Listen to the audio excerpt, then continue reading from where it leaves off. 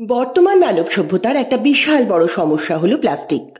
মানুষের মস্তিষ্ক, রক্ত, শিরা, ধমনীতে প্রবেশ করছে প্লাস্টিক কণা বা মাইক্রোপ্লাস্টিক। এগুলো মানুষের শরীরে বিভিন্ন ধরনের জটিল রোগ তৈরি করতে পারে বলে বারবার সতর্ক করছেন বিজ্ঞানীরা। সমগ্র পৃথিবী জুড়ে এই প্লাস্টিক দূষণ সমস্যার সমাধান খুঁজে চলেছেন বিজ্ঞানীরা।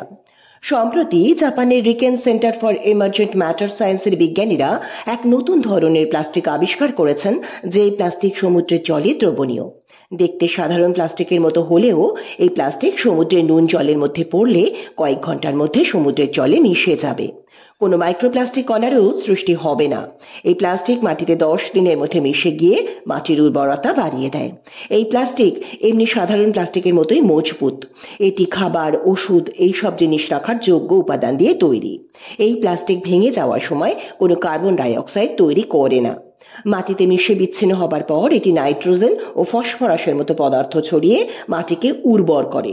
তবে চিকিৎসা ও খাবারে এর ব্যবহার নিশ্চিত করতে আরও গবেষণার প্রয়োজন বলে মনে করছেন বিজ্ঞানীরা। গবেষণা সম্পূর্ণ সফল হলে বৃহৎ পরিসরে এই প্লাস্টিকের উৎপাদন, এর মূল্য কি হবে, এই সকল বিষয়ে এখনো নির্দিষ্ট কোনো ধারণা পাওয়া যায়নি।